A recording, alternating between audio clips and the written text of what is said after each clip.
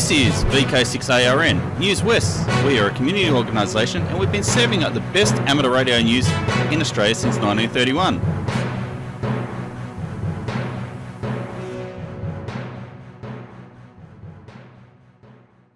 Hi there, I'm Clinton, VK6FCRC, and welcome to the 94th year of Newswest. And in this episode for the 5th of January 2025, I hope you all had an excellent new year. Now on with the show. Foundations of Amateur Radio. As you might know, a little while ago I started a new project. The Bold Yak project aims to create a modular, bidirectional and distributed signal processing and control system that leverages GNU radio. In embarking on this adventure, I've been absorbing information as I go, whilst explaining what I've learned to anyone who will sit still long enough. Credit to Glyn, Victor Kilo 6 Papa Alpha Whiskey and Charles November Kilo 8 Oscar for their patience. For most people, me included, the introduction to GNU radio happens via a graphical user interface, where you build so-called flow graphs. These are made up of little blocks that you wire together to get from a source, where a signal originates, to a sink, where it terminates. Each of these blocks does something to the signal. It might be a filter, an amplifier, it might encode or decode a signal like FM, AM, wideband FM, or some other modulation like phase modulation or OFDM, orthogonal frequency division multiplexing, a way of transmitting digital information using multiple channels. It's used in places like Wi-Fi, ADSL and DSL, digital television, as well as modern cellular systems.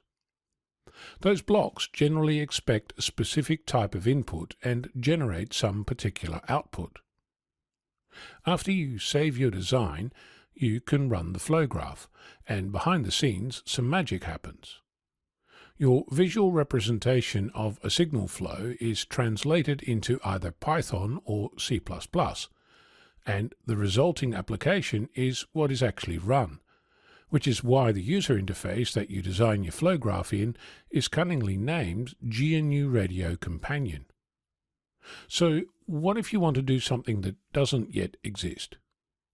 As it happens, that's where I came across a YouTube video by John, Victor Echo 6 Echo Yankee, called GNU Radio Embedded Python Block, which neatly describes a fundamental aspect of how the GNU Radio framework actually operates. One of the blocks available to you is one called Python block, which you can add to your flow graph just like any other block. What sets it apart from the others is that you can open it up and write some Python code to process the signal. When you first insert such a block, it's already populated with some skeleton code, so it already does something from the get-go, and that's helpful because if you break the code, you get to keep both parts. Seriously, it allows you to figure out what you broke rather than having to worry immediately about how specifically the code is wired to the outside world, which, let's face it, is not trivial. If you're a programmer, think of it as the hello world of GNU radio. If not much of that means anything, think of it as a variable electronic component. If you need it to be a capacitor, it can be that, or a transistor, a whole circuit, or just a filter, all in software right there at your fingertips and no soldering required. Now, I'm under no illusion that everybody is going to want to get down and dirty with Python at this point, and truth be told, I have a, let's call it, special relationship with the language, but that is something I'm just going to have to get over if this project is going to go anywhere. For my sins this week, I attempted to recreate the intent of John's video on my own keyboard, and discovered that debugging code in this environment might be tricky. It turns out that you can actually print out Python variables within your code, and in the GNU radio environment, they'll show up in the console inside the companion window, which is handy if you committed one of many Python sins, like, say, attempting to compare an integer against a list. Don't ask me how I know. One thing I'm planning to attempt is to get the same thing going for C++ output. By default, GNU Radio Companion uses Python, But you can change it so instead of generating Python, it can generate C++. Whilst I have no immediate need for that, I do know that at some point it's likely that I will. Like, say, when I want to run something on an embedded processor or some other contraption. So, whilst I have nothing to lose, I want to try out the boundaries of my new toy. Besides, I have form. In testing boundaries, that is. I'm Ono, Victor Kilo 6, Foxtrot Lima Alpha Bravo. Hi, just a little note about VK6RRG and the WARG Technical and General Net. Having it run every Sunday morning on VK6RLM, that's 146.750, or Channel 3 in the old money. And it starts at 10:30 a.m. this morning. Of course, if you're listening in the evening, it's next week. On Tuesday afternoons and evenings, the 40 and 80 metre bands come alive with the sound of slow CW. Who would have thought that this ancient art, which some say was once such a dreaded part of the amateur licence test, would become so popular in these days of modern communications? The uncontrolled net is run in designated portions of the two bands to encourage new CW operators to have a go at slow CW in a safe and really friendly environment. Slow speed and lots of mistakes are par for the course. It's all about having a go, starting with a basic call sign and RST exchange, then over time getting better and better.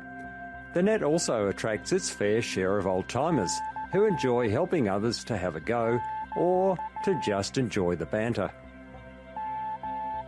The CQ-QRS net started in Western Australia 3 years ago and has been running every single Tuesday and has been unbelievably popular. The net runs from 3 p.m. until about 7 p.m. on 40 metres, then moves to 80 metres, and we've had up to 60 stations on air having a go, and who knows how many listeners are out there every Tuesday as well. So the CQ-QRS net is on 40 metres between 0700 Zulu and 1100 Zulu, that is 3 p.m. until 7 p.m, and is held between 7020 and 7040 kHz. Then between 0900 Zulu and 1300 Zulu, which is 5 p.m. until 9 p.m, we're on between 3540 and 3570 kHz every Tuesday. There's no net control, so when you're ready to have a go, just find a quiet spot and start calling CQ-QRS at about 75% of the speed you can copy. Most stations will match your speed, so go slow until you're really comfortable with CW. So this might be just the opportunity you've been waiting for to have a go at transmitting on CW, or perhaps just to stop the contacts rusting up on your key. Doesn't matter whether you're brand new to the code, or if you're an old-timer who would like to have a bit of fun and help encourage new operators by having simple, safe QSOs at their speed. We'd love to have you join in. Too much switch mode power supply hash on 80 metres? This might be the incentive to do something about it. With a cheap noise canceller costing less than $100, 80 metres could be easier than you think. So again, the net starts at 3 p.m. every Tuesday above the DX segment on 40 metres between 7020 and 7040. Then, after 7 p.m, moves to 80 metres between 3540 and 3570 kHz. There are usually stations in the west, east and in between listening out for your CQ-QRS call. For more information and to receive our free weekly CQ-QRS RagTune newsletter, contact me, Mark, VK6QI, via the email on qrz.com, or you can use our address cqqrsnet@gmail.com. That is cqqrsnet@gmail.com, and I'll be pleased to have a chat.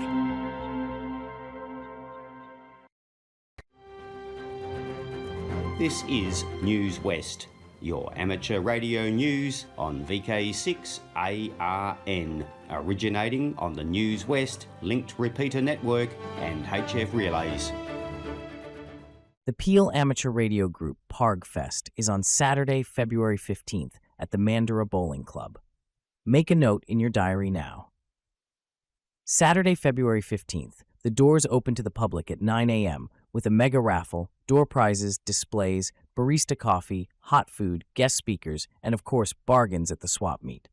At around 12 noon, the Parg Mega Raffle will be drawn, with thousands of dollars of great prizes. You have got to be in it to win it. If you want to book a free table or tables for your displays and swap meet items, please contact the Parg secretary now before it is too late. Last year, we actually ran out of tables and had to ask people to BYO. For more information, go to the Parg website, www.parg.org.au. That web address again is www.parg.org.au. www.parg.org.au. It is going to be another great amateur radio event, so make a day of it in Mandurah on Saturday, February 15th. Happy New Year, everyone. This is Roy VK6 X-Ray Victor with this week's helpline for the 5th of January, first one for 2025. And today I have the following. A Roger Williams Communication HF multi-tapped vertical mobile antenna taps at 3.176, 5360, 5935, 9965. Antenna length is 1910 millimeters, 1.9 meters in other words, or available for $50 or nearest offer. Also have a Turlin Outbacker multi-tapped HF vertical and mobile antenna, complete with heavy-duty spring base, with taps all over the place from 3.99 megs up to 14.724 megahertz. Antenna length is 1.880 meters, 1880 millimeters. Asking $95 or nearest offer for that one. In addition, I have a Codan Type 7727 HF mobile transceiver, complete with model 8422 selective call controller, fitted with RFDS coils and crystals, and $50 or nearest offer for that transceiver. You can contact Tony on his landline. Phone number is 089528 6735. 089528 6735, or the mobile, which is 0472 608 523. 0472 608 523. Tony, VK6 Alpha Tango India. We also have a couple of 3 items here from John, VK6 Juliet Foxtrot. He has a Dick Smith autobiography, I presume, and My Adventurous Life paperback of Dick Smith, as new, unread, $24 is the original price. He's selling it for $15. That's $15. Also has in IMHO, which is, in my humble opinion, a guide to benefits and dangers of today's communication. It's a paperback also, I believe, and he's keeping the hard copy. Also the Duratec soldering station kit, a TS1113, that's 1113 Pro Gas soldering kit, unopened, $98 new price, going for $80. That comes from John, VK6 Juliet Foxtrot, on 0413 896 371. 0413 896 371. That's all I've got for you for this occasion. The first one for 2025. But if you like to get into harness and get me something in for next week, please do so. If you have any items for next week, please give me a call or email me vk6xrayvictor@bigpond.com for any input for next week's broadcast. Thanks once again for listening, and I wish you all Happy New Year, Happy 2025, staying alive in 25. Cheers. VK6X-Ray Victor 73. Till next week. Hi there, it's Clinton, VK6FCRC, back with you. And did you know that Newswest is now on YouTube?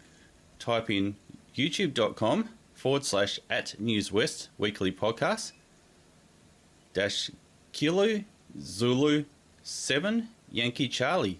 Oh, and before I go, I'd like to thank those watching on YouTube or ATV, the readers, and you for listening. I'd also like to thank our team, the broadcasters, and those submitting content each week.